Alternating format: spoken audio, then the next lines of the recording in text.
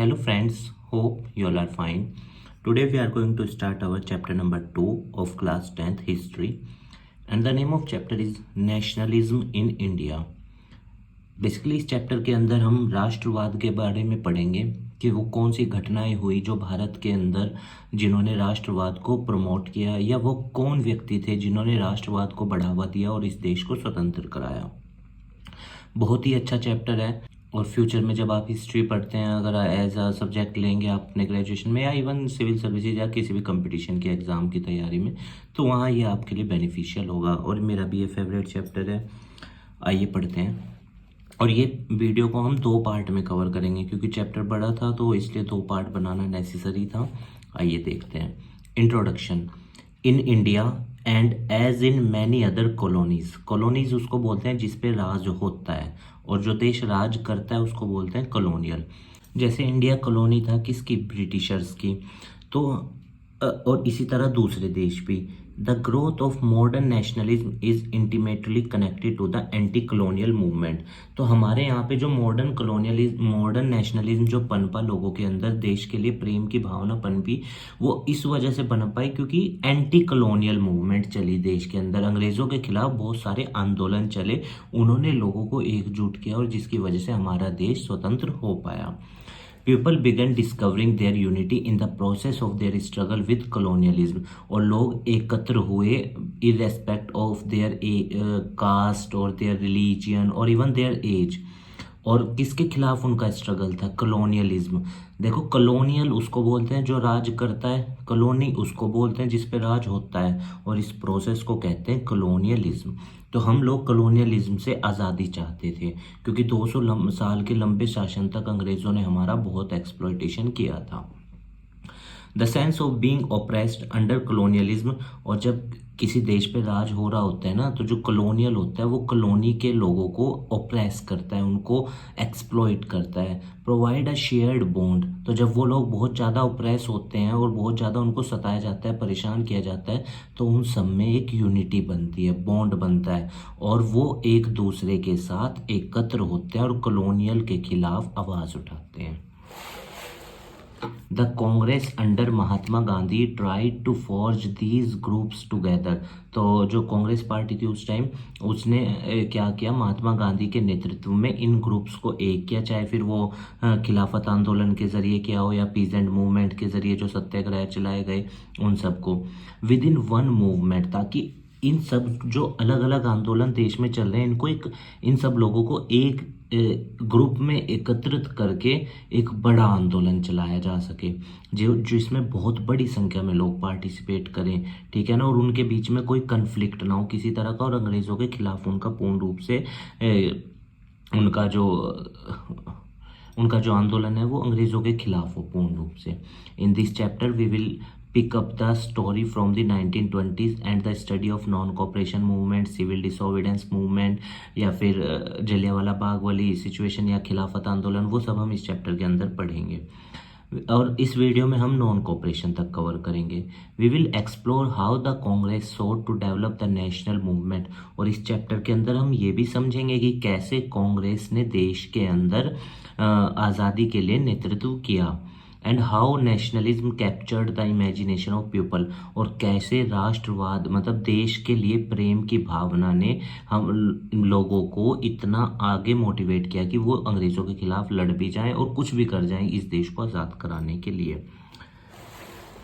तो ये एक फ़ोटो है, देखिए, जिसमें मास प्रोसेशन कर रहे हैं लोग इस सड़कों पर, ठीक है ना। नेशनल मूवमेंट्स के दौरान बहुत बड़ी संख्या में लोग सड़कों पर हैं, ठीक है। ये 6 अप्रैल 1919 की फ़ोटो है। तो आइए अब अपनी मेन कहानी पढ़ते हैं। पहली जो है हमारी heading, the first world war. आप जानते हो 1914 से 1918 तक हुआ था, जिसमें हमारे सैनिकों ने अंग्रेज़ों की तरफ से लड़ाई लड़ी थी। उन्होंने वादा किया था कि आप हमारा इसमें साथ दो, हम आपको आज़ाद कर देंगे, भारत को मतलब फ्री कर देंगे, पर उन्होंने ऐसा नहीं किया। और सेकेंड वर्ल्ड वॉर में हमसे दोबारा हेल्प मांगी थी 1939 से 1945 में जो हुआ था, फिर पर हमने उस टाइम मना कर दिया था क्योंकि पहले वाले में इन्होंने हमसे चीट किया था। खिलाफत आंदोलन और नॉन कोऑपरेशन को हम सब इसमें पढ़ते हैं। Let us see. First of all the war created a new economic and political situation. देखो, वॉर की वजह से भारतीयों को बहुत नुकसान हुआ। एक तो हमारे लोग मरे उस वॉर में, दूसरा कह सकते हैं कि आर्थिक क्योंकि जब अंग्रेज युद्ध लड़ते थे ना तो वो टैक्स बढ़ा देते थे उन पर जो देश उनकी कॉलोनी है। जैसे इंडिया कॉलोनी था तो हम पे टैक्स बढ़ा दिया, वॉर वो लड़ रहे हैं, टैक्स हम भर रहे हैं, ताकि वो उस पैसे का यूज़ कर सकें अपने वॉर एक्सपेंसेस को फाइनेंस करने के लिए, अपने एडमिनिस्ट्रेटिव एक्सपेंसेस को चलाने के लिए। पॉलिटिकल सिचुएशन देश में बहुत मतलब कि बदलने वाली थी। यहाँ से कांग्रेस के अंदर भी विभाजन या वो सब चीज़ें भी होने वाली थी, या फिर इवन देश का जो पॉलिटिकल स्ट्रक्चर था वो भी बदलने वाला था। क्योंकि आप जानते हो 1919 में ये जलियांवाला बाग हत्याकांड या फिर Government of India Act pass हुआ 1919 का, या 1921 में great year of divide population हमारी सेकेंड स्टेज में एंटर करी। It lead to a huge increase in defence expenditure. अब उनका पैसा तो बहुत खर्च होगा भाई, युद्ध लड़ रहे हैं तो पैसा तो लगेगा ही। अब वो पैसा, युद्ध तो अपने लिए लड़ रहे हैं, पैसा हम लोगों से वसूला जा रहा है लगान के रूप में या और किसी चीज़, कस्टम ड्यूटीज, इनकम टैक्स बढ़ा दिया। तो which was financed by war loans and increasing taxes. या तो वो लोन लेते थे दूसरे देशों से, लोन भी हम ही चुकाएं टैक्स भर के, कस्टम ड्यूटीज हम, इनकम टैक्स। देखो कितने चालाक थे वो लोग, मतलब खुद का फायदा, सैनिक भी हमारे जा रहे हैं लड़ने, पैसा भी हम ही दे रहे हैं, फायदा उन्हें हो रहा है। Through war years price increase.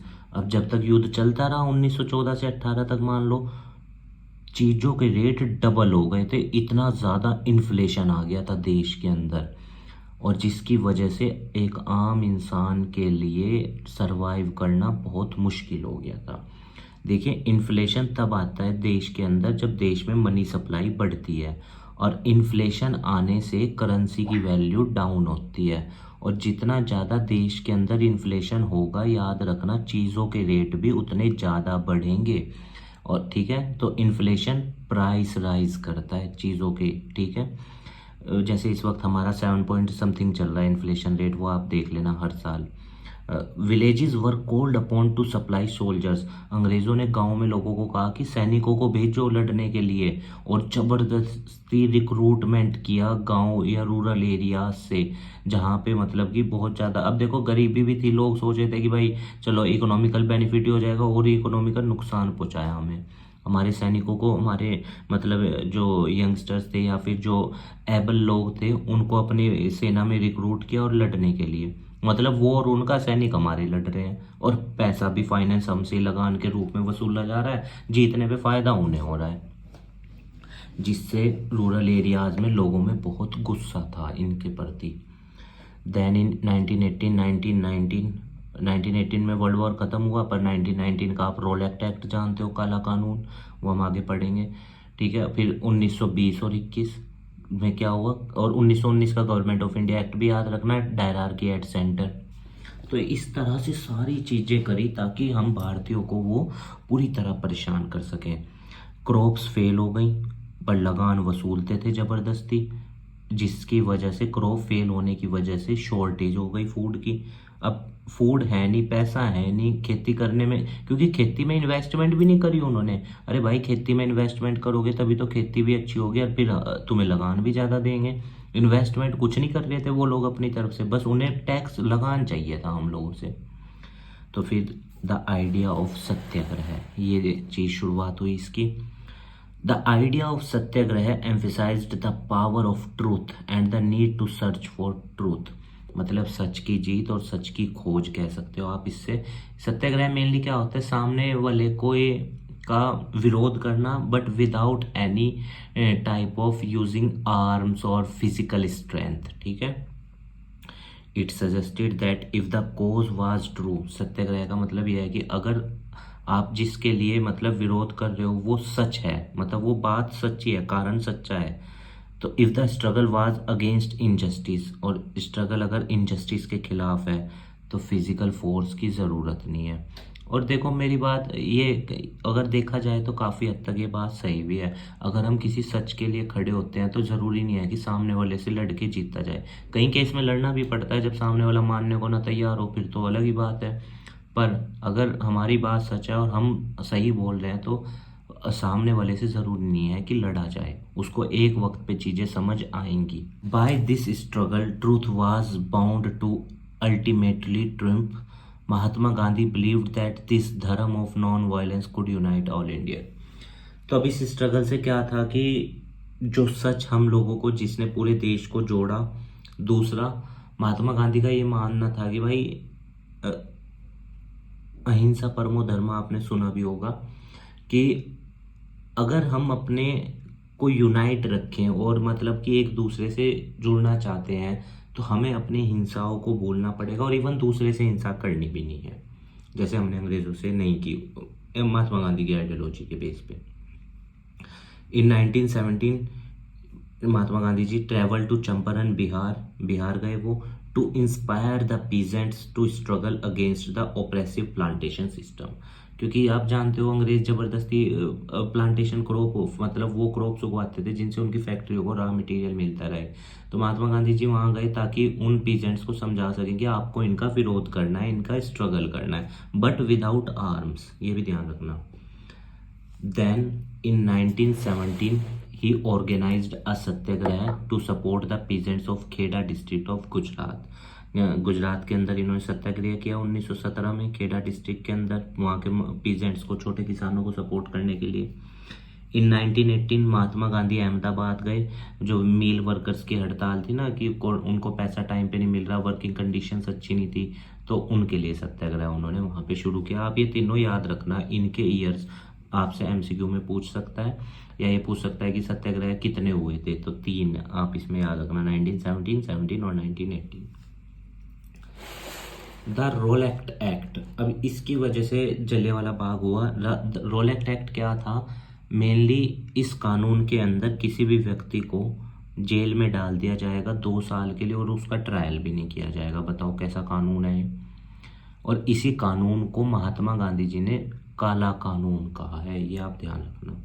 इस कानून के तहत 2 व्यक्तियों को अरेस्ट किया गया था, सैफुद्दीन किचलू और सत्यपाल, तो उसके विरोध में फिर वो सब चीज़ें हुई। तो Gandhi ji in 1919 decided to launch a nationwide satyagraha. Rowlatt Act के खिलाफ में गांधी जी ने डिसाइड किया कि हम पूरे देश में सत्याग्रह चलाएंगे, अंग्रेजों से लड़ेंगे नहीं, विरोध करेंगे बस इनका।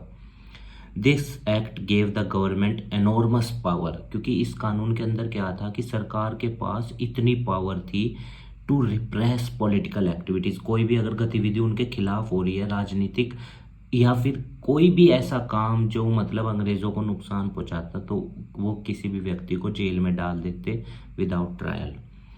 पर अगर मैं आपको अपने इंडियन कॉन्स्टिट्यूशन की बात बताऊं, हमारे यहाँ आर्टिकल 20 है और 22 है, ठीक है ना। डिटेंशन के लिए प्रोटेक्शन है हमारे यहाँ। अगर किसी को डिटेन किया जाता है तो फंडामेंटल राइट्स या कौन कौन से राइट्स उसको अवेलेबल है, आर्टिकल 20 और 22 में है। आर्टिकल 21 में तो right to life and personal liberty है। Mahatma Gandhi wanted non violent civil disobedience against just unjust law.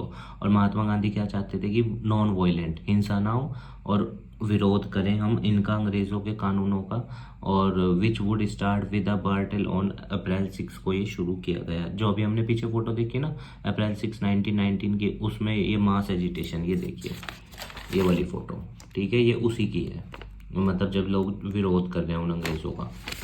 पर देखिए अंग्रेज, ठीक है महात्मा गांधी जी का अपना तरीका था, पर अंग्रेज जो है वो मेनली मेरे हिसाब से, ऐसा मैं अपनी आइडियोलॉजी बता रहा हूँ, उनको इस तरह की भाषाएं समझ में आने वाली बहुत कम थी, क्योंकि उनको ये चीज़ समझ आ गया था ना कि उन्होंने 200 साल लंबा शासन कर लिया है। तो फिर कई बार क्या होता है कि सामने वाले को के ऊपर इन चीज़ों का असर कम होने लगता है। Rallies were organise in various cities, जगह जगह पर रैलीज ऑर्गेनाइज की गई। वर्कर्स स्ट्राइक पे चले गए, रेलवे शॉप की, ठीक है, और शॉप्स, दुकानें बाजार में बंद हो गई, और कम्युनिकेशन पे भी बहुत प्रभाव इसका पड़ा विरोध में इस कानून के, रोलेक्ट एक्ट के। लोकल लीडर्स जो थे उनको अरेस्ट किया गया, ठीक है ना, अमृतसर से, और महात्मा गांधी जी को दिल्ली जाने से रोक दिया गया, मतलब उनकी कह सकते हैं आप, उनको मना कर दिया। On 10th April, the police in Amritsar fired upon a peaceful procession, provoking widespread attacks on bank, post office and railway stations. On 10th April, the police in Amritsar fired upon a peaceful procession. उन्होंने जो लोग शांति से विरोध कर रहे थे उनके ऊपर गोलियां चलाई। Provoking widespread attacks on bank, ताकि उनका ये कहना था कि ये लोग बैंक लूट रहे हैं या पोस्ट ऑफिस को जला रहे हैं, रेलवे स्टेशन को नुकसान पहुंचा रहे हैं, इसलिए हम इनके ऊपर गोलियां चला रहे हैं। तो फिर क्या हुआ, मार्शल लॉ जनरल डायर ने ऑर्डर दे दिया कि भाई देश में मतलब यहाँ पे अमृतसर में मिलिट्री का शासन लगा दो। अब ये हमें बुक में है, इसको पढ़ते हैं। On 13 April in famous Jallianwala Bagh हत्याकांड हुआ, डेट याद रखना। ऑन दैट डे वो लार्ज क्राउड जो था वो उसके अंदर, जलियांवाला बाग जो था एक तरह का पार्क मान लो आप ऐसा, तो इसके अंदर लोग बैठ के प्रोटेस्ट कर रहे थे, मतलब कि प्रोटेस्ट नहीं, पीसफुली शांति से इकट्ठे थे, और कुछ लोग वहाँ त्योहार मनाने आए हुए थे बैसाखी का। तो कुछ लोग तो गवर्नमेंट की न्यू रिप्रेसिव मेजर्स का प्रोटेस्ट कर रहे थे, और दूसरे लोग बैसाखी का फेयर मतलब अटेंड करने आए हुए थे, मेला। Being from outside the city, अब जो लोग बाहर से आए हुए थे उन्हें पता नहीं था कि यहाँ पे मिलिट्री शासन लगा हुआ है। Villagers were unaware of the martial law that had been impose, जो जनरल डायर ने लगाया था। डायर एंटर्ड द एरिया, अब इस गेट से जैसे मान लो वो पार्क ऐसा था इस तरह का, अब एक ही गेट था उसका, यहाँ से वो डायर अंदर एंटर करा अपने सैनिकों के साथ और ऐसे खड़े हो गए। अब सामने लोग ही है, इन पे गोलियां फायर कर दी। डायर एंटर द एरिया और ब्लॉक कर दिया एग्जिट को ताकि कोई भाग ना पाए। As he declared later was to produce a moral effect to create in the mind of satyagrahi, और उसका ये मानना था कि इन सत्याग्रही जो सत्याग्रह कर रहे हैं उन लोगों के दिमाग में डर बैठ जाए इस घटना से, इसलिए उसने ऐसा किया। As the news of Jallianwala Bagh हत्याकांड की जब न्यूज़ फैली, क्राउड ने जो था वो सड़कों पे आ गए, और नॉर्थ इंडियन टाउन्स में, मतलब हमारे वाले इलाके में देयर वर स्ट्राइक्स, हड़तालें की गई, क्लैशेज हुआ पुलिस के साथ, गवर्नमेंट बिल्डिंग्स पे अटैक किया गया। गवर्नमेंट ने लोगों को बहुत मारा, इसमें ब्रूटल रिप्रेशन, दबाने की कोशिश की, ह्यूमिलेशन किया, टेरराइज पीपल को, मतलब कि बहुत ज़्यादा सताया। Satyagrahis were force to rub their noses on the ground, मतलब इस तरह तक किया उन्होंने कि हमारे सत्याग्रही जो सत्याग्रह कर रहे थे उन लोगों की नोज को जमीन पे रगड़वाया इन्होंने, इतने ये थे बेकार। Crawl on the street and do सलाम, और ये कहा कि सलाम करो, और ये बोल साहिब सबको, मतलब सलाम करो तुम सत्याग्रही। People were flogged and village around Gujranwala in Punjab now, अब तो ये पाकिस्तान में है। बॉम्ब, यहाँ पे बॉम्ब तक लगा इन्होंने। सीइंग वायलेंस, जैसे वायलेंस फैली तो महात्मा गांधी ने इसको क्या किया, इस मूवमेंट को विड्रॉ कर लिया, क्योंकि जब उन्हें देखा कि हिंसा बहुत ज़्यादा बढ़ रही थी और लोगों को परेशान किया जा रहा था। ठीक है, तो General Dyer crawling order being administered by British soldiers, ये खड़े हैं, देखो किस तरह मार रहे हैं हमारे हिंदुस्तानियों को ये अंग्रेज पुलिस। While the Rowlatt satyagraha had been a widespread movement, अब ये आंदोलन तो बहुत बड़ा था। It was still limited mostly to cities, पर ये कस्बों और टाउन्स तक ही था, रूरल एरियाज में मेनली नहीं पहुंचा। Mahatma Gandhi now felt the need to launch a more broad, तो महात्मा गांधी को लगा कि भाई अब इससे बड़ा आंदोलन चलाने की जरूरत है अगर हमने अंग्रेजों को इफेक्ट पहुंचाना है। To launch a more broad, अब कई बार कई जगह ये भी कहा जाता है कि जैसे मतलब आंदोलन जो महात्मा गांधी जी के द्वारा चलाए जाते थे वो तेजी पकड़ते थे या कुछ करने का टाइम आता था तो वो विड्रॉ कर लेते, कुछ बुक्स में ऐसा भी कहा जाता है, कुछ व्यक्तियों की आइडियोलॉजी ये भी है। To launch a more broad based movement in India, ताकि बड़े स्केल पे आंदोलन चलाया जा सके, तो देयर इज नीड, पर उनका ये भी कहना था कि अगर हमें बड़े स्केल पे आंदोलन चलाना है तो हमें समाज के हर वर्ग को साथ लाना पड़ेगा, हम किसी वर्ग को ऐसे छोड़ नहीं सकते। बात तो ठीक थी, क्योंकि देखिए यूनिटी में ही शक्ति होती है। One way of doing this, इसका एक तरीका था, he felt was to take up Khilafat issue, क्योंकि खिलाफत आंदोलन एक ऐसा था, वो आप जानते हो ना, ओटोमन एम्पायर जो खलीफा था उसको सल्तनत से उतार दिया था। तो दो भाई थे ये इंडिया में जो प्रोटेस्ट कर रहे थे, मोहम्मद अली और शौकत अली, तो इन्होंने गांधी जी, अच्छा उन दोनों भाइयों ने भी इसलिए गांधी जी से बात करी ताकि मास प्रोटेस्ट हो सके, तो इसलिए, और गांधी जी ने इसलिए इनसे बात करी कि भाई मुस्लिम कम्युनिटी भी साथ में आ जाएगी और जो महात्मा गांधी जी का सत्याग्रह वाला कंसेप्ट है वो बहुत बड़ा हो जाएगा। One way of doing this he felt was to take, अब खिलाफत इशू को पे मतलब मुस्लिम्स को साथ कर लेते हैं। A young generation of Muslim leader, दो भाई थे मोहम्मद अली और Shaukat Ali, discussing with Mahatma Gandhi about the possibility of United mass action on the issue, ये खिलाफत आंदोलन पे, खिलाफत आंदोलन समझ आ गया ना, क्योंकि उनके खलीफा को सत्ता से उतार दिया था ओटोमन एम्पायर के, ठीक है ना, उस्मानिया सल्तनत कहते थे उसको, ये थी अर्तुगरुल गाजी की, याद रखना, उसके बेटे ने बनाई थी ये सल्तनत, आगे बढ़ाई थी। Gandhi ji saw this as an opportunity. अब गांधी जी को इसको अपॉर्चुनिटी लगा कि भाई अगर मैं इनका अब साथ दूंगा तो ये लोग भी हमारा साथ देंगे फ्यूचर में नेशनल मूवमेंट में, और एक अम्ब्रेला के अंडर ये भी और हम भी यूनाइट हो जाएंगे। The Calcutta session of Congress in September 1920। अब ये ईयर ध्यान रखना और डेट भी। He convinced other leaders of the need to start a non cooperation movement. उन्होंने कन्विंस किया महात्मा गांधी जी ने कि भाई सब लोग आओ मिलके और इस खिलाफत आंदोलन को साथ में लेके चलते हैं और इसको सपोर्ट करते हैं, ताकि स्वराज का सपना जो हमारा फ्यूचर में है वो स्थापित हो सके। देखिए पर्सनल व्यू तो ये है कि कई बार क्या होता है, जब ये आंदोलन सामने वाला जो है वो आपकी बात को दबाने की कोशिश करे और आपने बहुत ट्राई कर लिया, तो फिर कहीं ना कहीं आपको भी थोड़ा बहुत हिंसात्मक होना पड़ता है। और यही कारण है कि जो बहुत सारे आंदोलन चले एंड टाइम पे आके वो विड्रॉ हो गए। ये हिस्ट्री की बुकों में मेंशन भी हैं चीज़ें। तो कहने का मतलब क्या है कि जो आज़ादी थोड़ी लेट हुई शायद वो थोड़ी जल्दी हो सकती थी। ठीक है, आगे देखते हैं। This is my personal view, so don't take it personal. Why non cooperation? अब नॉन कोऑपरेशन क्या था कि हम अंग्रेजों से लड़ेंगे नहीं, पर हम उनके आज्ञा नहीं मानेंगे, मतलब उनको क्या कहेंगे, उनके साथ कोऑपरेट नहीं करेंगे। In his famous book Hind Swaraj, year याद रखना, Mahatma Gandhi declare that British rule was established in India. तो इस बुक में इन्होंने कहा कि भाई ये जो अंग्रेजों की शासन व्यवस्था इंडिया में है ना, ये इसी वजह से है क्योंकि हम भारतीय इनके साथ कोऑपरेट कर रहे। अगर हम भारतीय इनके साथ कोऑपरेट ना करें तो ये लोग यहाँ राज नहीं कर पाएंगे। और बात ठीक भी है क्योंकि उनकी संख्या तो मुट्ठी भर भी नहीं थी। जो उनकी पुलिस में या एडमिनिस्ट्रेटिव सिस्टम में थे सब इंडियंस ही तो थे, पर ये भी ज़्यादा नहीं चल पाया नॉन कोऑपरेशन, हम आगे देखेंगे। If Indian refuse to cooperate, और अगर भारतीय उनके साथ कोऑपरेट करना बंद कर दें, British rule in India would collapse. Bharat में ब्रिटिश साम्राज्य जो है वो कोलैप्स हो जाएगा, गिर जाएगा 1 साल के अंदर अंदर, और पूरे देश में स्वराज आ जाएगा। स्वराज मीन्स सॉवरेंटी, संप्रभुता, मीन्स हमारे ऊपर हमारा राज। स्वराज मीन टू से कि अ फॉरेन कंट्री और a foreign territory will not interfere in our matter.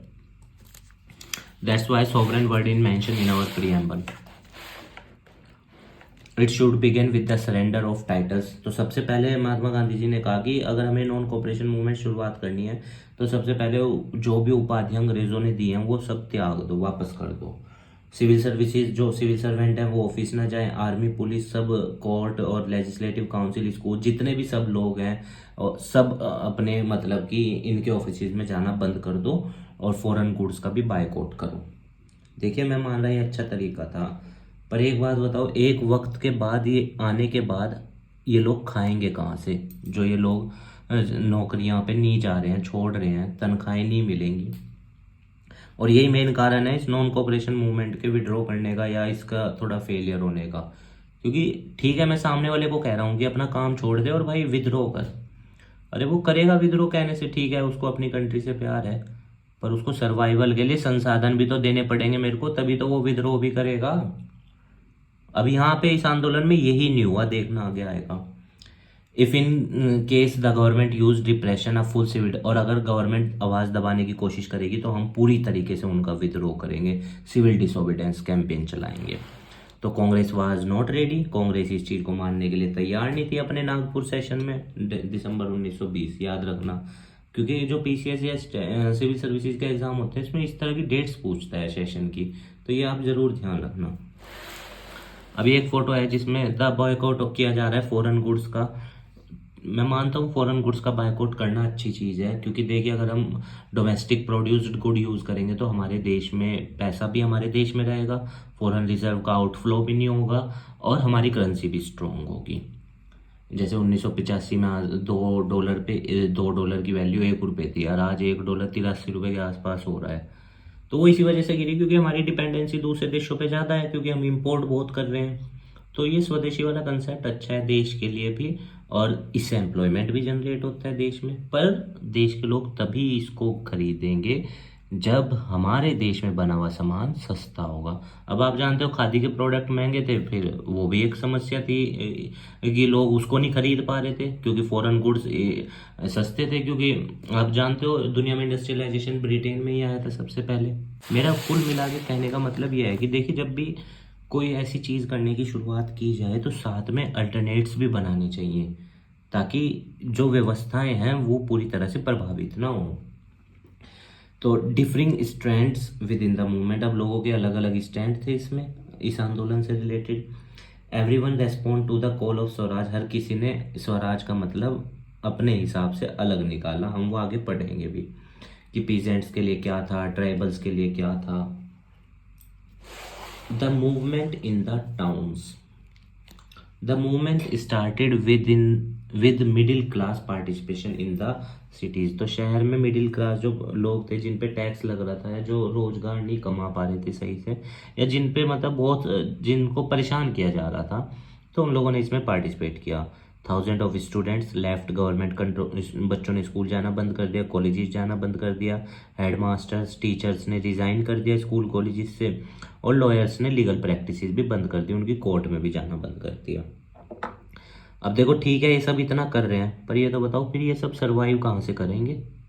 और वही होगा, देखना आगे, ये लोग वापस जाते इसीलिए हैं क्योंकि इनके पास सर्वाइवल के लिए रिसोर्स ही नहीं बचते। The effect of non cooperation on the economic front were more dramatic. Foreign goods were बायकॉटेड, liquor shops को बंद कर दिया गया, जला दिया गया, कुछ भी कह सकते हैं, और फॉरेन क्लोथ्स को सड़कों पे जलाया गया। इंपोर्ट गिर गया बहुत ज़्यादा। अब ये एक अच्छी चीज़ थी इंपोर्ट गिरना, क्योंकि इंपोर्ट गिरता है तो फॉरेन रिजर्व देश का देश में ही रहता है, देश की करेंसी स्ट्रॉन्ग होती है। तो 102 करोड़ का इंपोर्ट था 1921 में, ये उस वक्त के 102 करोड़ थे। आज का इन्फ्लेशन मिलाओगे तो ये कई हज़ार करोड़ बनेगा। तो वो 1922 में 57 करोड़ पे आ गया था। ठीक है, इंपोर्ट इतना गिर गया था क्योंकि हम इंडियंस ने उनका सामान यूज़ करना बंद कर दिया था। पर अब देखो आएगी वो बात, but this movement in the cities gradually slow down for a variety of reason. बहुत कारण थे। पहला तो लोग, अब मान लो फॉरेन गुड्स ना खरीदें, अपने वाले खादी के खरीदेंगे, वो तो महंगे हैं। तो इंसान करे, आज हम चाइना का माल इतना क्यों खरीदते हैं? क्योंकि हमारा डोमेस्टिक प्रोड्यूस गुड उससे महंगा पड़ता है, तभी तो लोग खरीद रहे हैं। लोग अपने देश का खरीदना चाहते हैं, पर अपने देश का महंगा बन रहा है तो फिर वो कैसे खरीदें? Workers don't have financial support. अब जो वर्कर्स जो इस आंदोलन में लगे हुए थे, या जो स्कूल टीचर्स रिजाइन किया जिन्होंने, वो घर कैसे चलाएं अपना?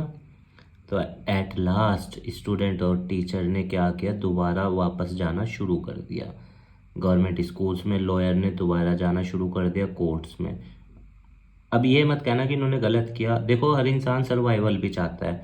जब आंदोलन करने की बात आई वो सब छोड़ के आए ना, पर देखो हर आदमी को सरवाइव भी तो करना है। वो सरवाइव करते कैसे बताओ? उन पे संसाधन ही नहीं बच रहे थे, कोई अल्टरनेट सपोर्ट का चैनल नहीं था।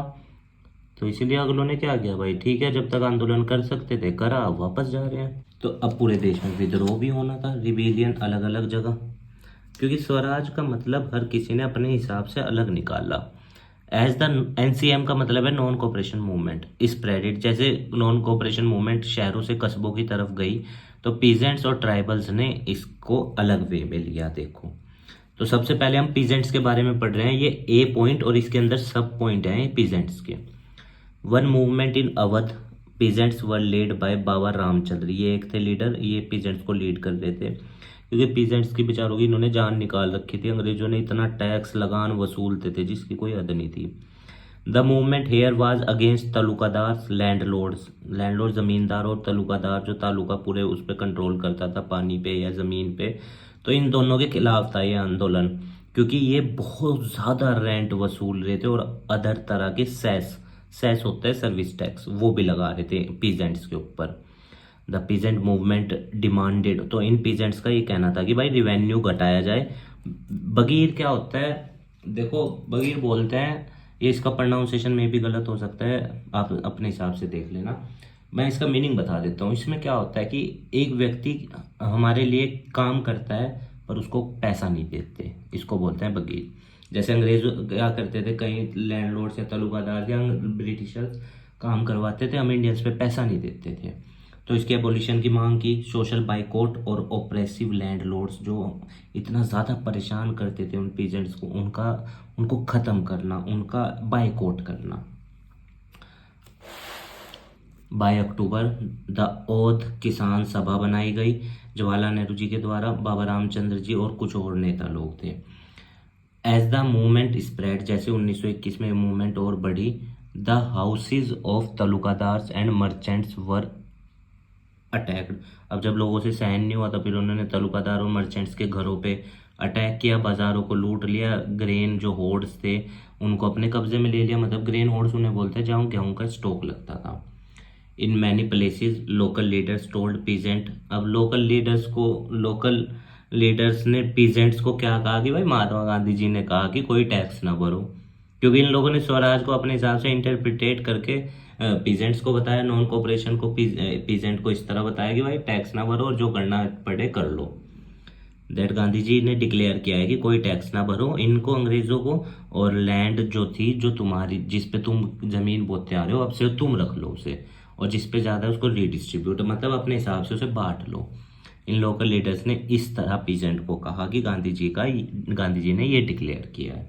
अब गांधी जी ने थोड़ी किया था ऐसे डिक्लेयर, तभी तो बाद में इसको भी विड्रॉ करना पड़ा जब ये भी हिंसात्मक हो गया था आंदोलन। अब ट्राइबल्स, अब ये दूसरा केस है, ट्राइबल पीजेंट्स इंटरप्रिटेटेड। अब ट्राइबल वाला केस समझ लो, इन ट्राइबल्स को जंगलों में जाने से रोक दिया था इन्होंने, अंग्रेजों ने। क्यों रोका था? ताकि ये लोग जंगलों में जाए ना और हमारे लिए काम करें, मतलब क्योंकि देखिए ट्राइब्स के जो लोग होते हैं अधिकतर वो प्रकृति को ही अपना सब कुछ मानते हैं, वो पूरी तरह से प्रकृति पे ही निर्भर होते हैं, वो प्रकृति को ही अपना गॉड भी मानते हैं even.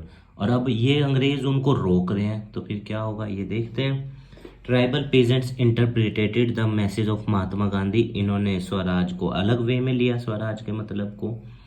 The colonial government had closed large forest area, बंद कर दिए, लोगों को जंगलों में जाने से रोक दिया, ताकि, और अब जंगलों में नहीं जाएंगे तो जानवर कहाँ चराएंगे अपने, लकड़ी नहीं लाने दे रहे उन्हें, फ्रूट्स नहीं लाने दे रहे, तो ट्राइबल लोग सरवाइव कैसे करेंगे? ट्राइबल लोगों का तो मेन सर्वाइवल का स्रोत ही यही होता है। इनका नाम जरूर ध्यान रखना आप, Alluri Sitarama Raju. Claimed that he had, इन्होंने कहा कि ये ट्राइबल लोगों के लीडर थे, सामने आए मतलब उभर के, और इन्होंने कहा कि भाई मेरे पास स्पेशल पावर्स हैं और मैं मतलब कि सही एस्ट्रोलॉजिकल प्रिडिक्शन भी कर सकता हूँ, और मैं तुम लोगों के दुखों को कम करूँगा, तुम लोगों को मतलब सुख दूंगा। और अगर इन्होंने ये तक कह दिया कि अगर मुझे गोली तक लग गई, बुक में मेंशन है ये चीज़, तो मुझे कुछ नहीं होगा, अलोरी सीताराम राजू ने। अब होना क्या था ये देखते हैं। The Gudem rebels attacked police station पे, इन्होंने हमला कर दिया, मतलब इन सब ने अटेम्प्टेड टू ब्रिटिश ऑफिसर्स को मारने की कोशिश करी। गुरिल्ला वारफेयर एक तरह की टेक्निक होती थी युद्ध की, जिसमें मारते थे और पहाड़ी में छुप जाते थे। स्वराज पाने के लिए इन्होंने ये किया इन सब ने, पर अंत में क्या हुआ, अलोरी सीताराम राजू जी को कैप्चर्ड कर लिया अंग्रेजों ने और 1924 में उनको एग्जीक्यूटेड कर दिया, मार दिया। और फिर और जैसे जैसे वक्त बीता ये हीरो बन गए उस इलाके में ट्राइबल लोगों के, क्योंकि इन्होंने अपनी लाइफ सेक्रीफाइस कर दी। कहने का मतलब क्या है कि हर व्यक्ति अंग्रेजों से परेशान था, ट्राइबल्स लोग भी थे, उन्हें भी सताया इन्होंने, इन अंग्रेजों ने। कैसे? मतलब भाई देखो ट्राइबल्स लोगों का तो मुख्य जीवन की लिविंग ही प्रकृति है, और उसी को यूज नहीं करने दे रहे हो तो फिर वो कैसे सरवाइव करते। अब तीसरा केस है Swaraj in the plantation. Workers पे भी इनका बहुत दबाव था अंग्रेजों का। Workers too had their own understanding, इन्होंने स्वराज के मतलब को अलग वे में लिया।